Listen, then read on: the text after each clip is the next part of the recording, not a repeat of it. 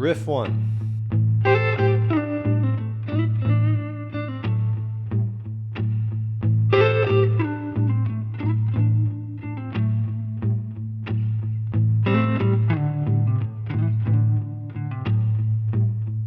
Riff 2.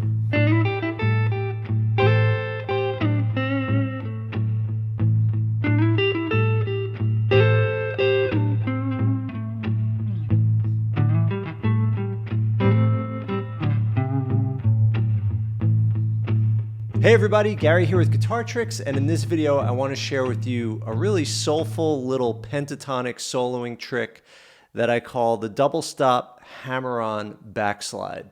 Double stop hammer-on backslide. That's a mouthful. So that's exactly what it is. As you saw in the intro, I shared a couple riffs that I'm going to break down. You grab a double stop, like say this one right here. You do a hammer-on. Then you do a backslide. So something like right? Because the cool thing with the pentatonic scale is that being the notes are fairly well spread apart, like these are consecutive notes in the scale. They're all either 3 frets apart or 2 frets apart. So that gives us the opportunity to really slide around the neck, right? Other scales like diatonic scales, notes are closer together, right? You do have some that are 2 frets apart, but then you got right next to each other. But the pentatonic, they're spread apart. So like those kind of slidey things just work really well. Before we get into it, please go ahead and click subscribe so that you get all of the latest and greatest content from Guitar Tricks. And if you want to be notified of any new lesson, be sure to tap the bell and let us know in the comments what you'd like to see in future lessons. That's where we're always looking for ideas. So you saw me play each of the 2 riffs in 3 different places. So to me, the main pentatonic shapes are like this first pattern, this little extension area in the next pattern, which goes along with this full pattern. But that part really works well as an extension of the first pattern. Then you have this pattern right here. So I think of this pattern, index finger on the minor root note on the A string. Looks very similar to the other one. This one's index finger on the low E string tonic. And then this one.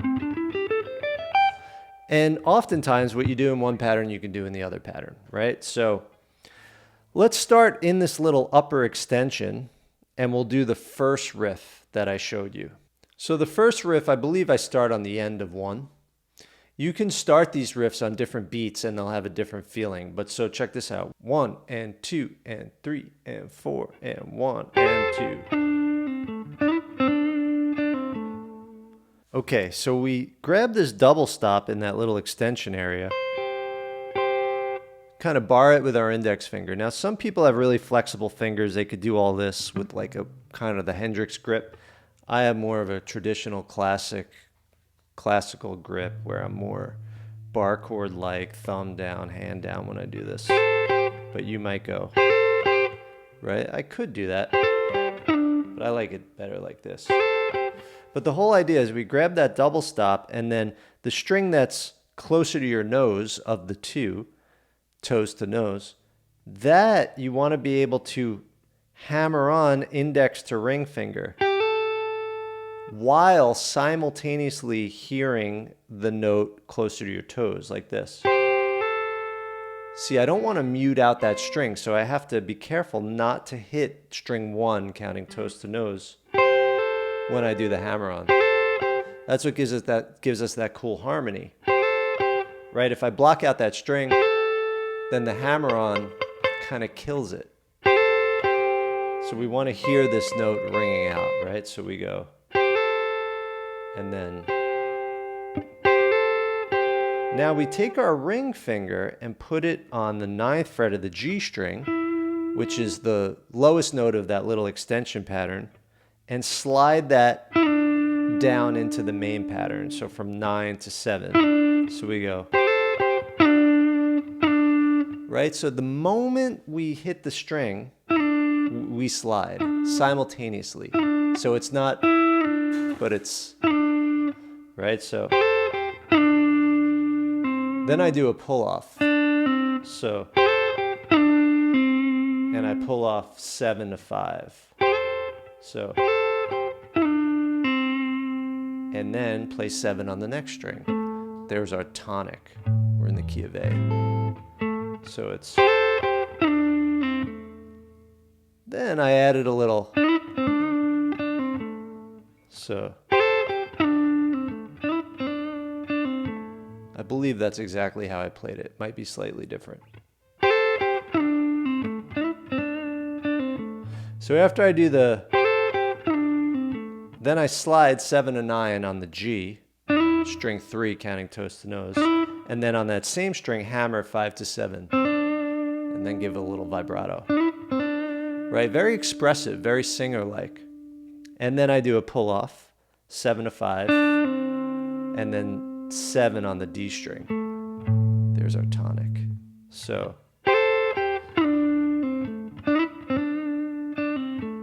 now I apply the same melody 1 octave lower. So instead of where that's going G to A, I do this G to A. And I make this the note that rings through. So I bar the middle 2 strings on the 5th fret, and now I do the same kind of motion, but I follow this scale pattern, which is slightly different. So after I do that hammer pull off, now I backslide 7 to 5 on the A string, then 3, and then 5 on the E string. Then I go back to the A string, 5 to 7 slide, hammer 3 to 5, pull off 5 to 3, end on the root A, 5th fret of the low E string. Cool? Now I do it up in this pattern.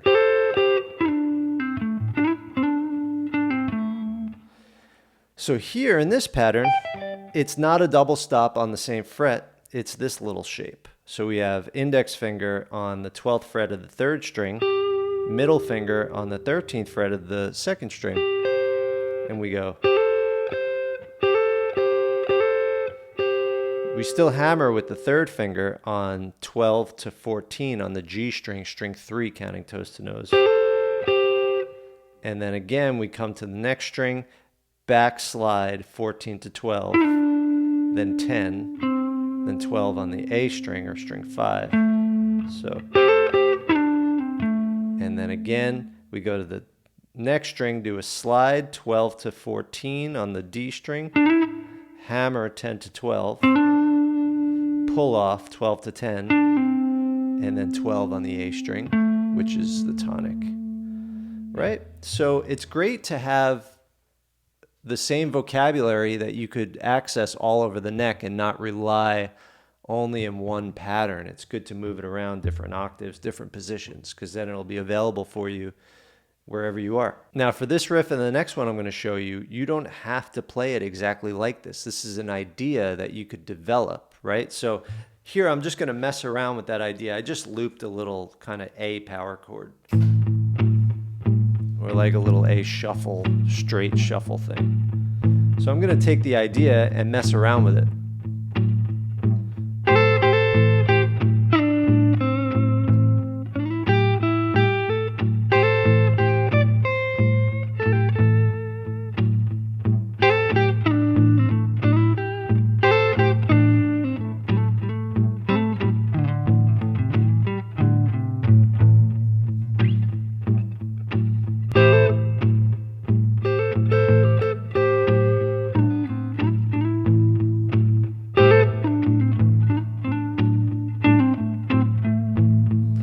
I'm just messing around with the idea.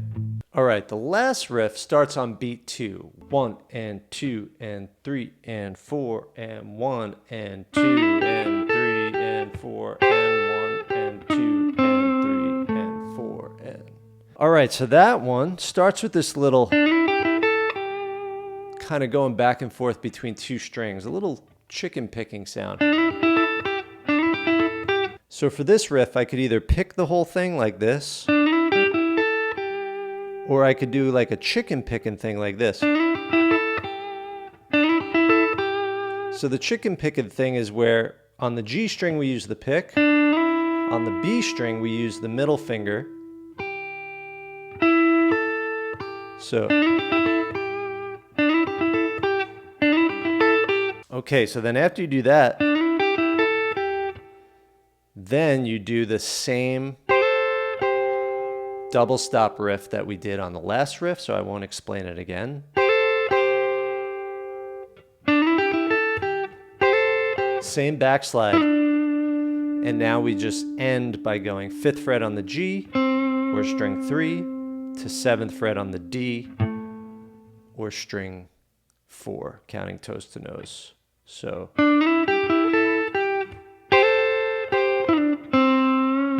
And I gave a little micro bend on the 5th fret of the G string because that's the minor third. And in a blues context, we've got the blue third, which is kind of micro bent minor third. Right? If we bend it enough, we get the major third. But somewhere in between is blues land. So.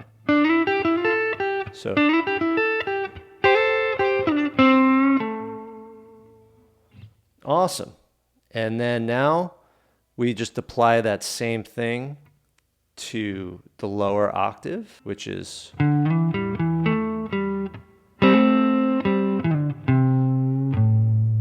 And then the same octave we started, but up in that other pattern. And that looks like this.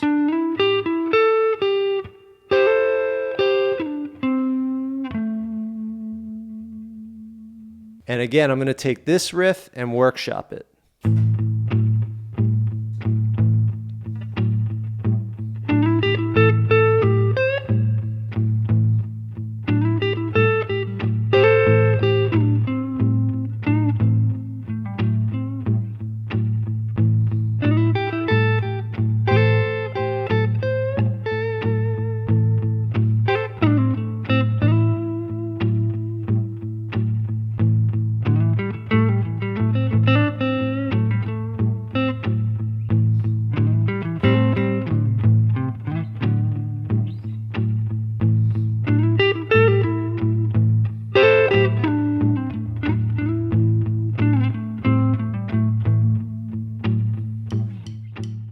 All right, everybody, I hope you enjoyed that lesson. It's of my opinion that a great way to get good at lead guitar is to just learn a lot of vocabulary. Learn the sounds that you really resonate with, whether they're entire solos or riffs from your favorite players, whether they're ones you find on YouTube by watching the Guitar Tricks channel and discovering this lesson right here. Just as you're searching around, whenever you find anything you like the sound of, figure out what it is, incorporate it into your own vocabulary, and then to really make it something you could say yourself, you've got to workshop it. So you've got to take that idea and permutate it and change it and play with the rhythm, play with the direction, take one piece of it and finish it differently. Start it differently, but end it the same way.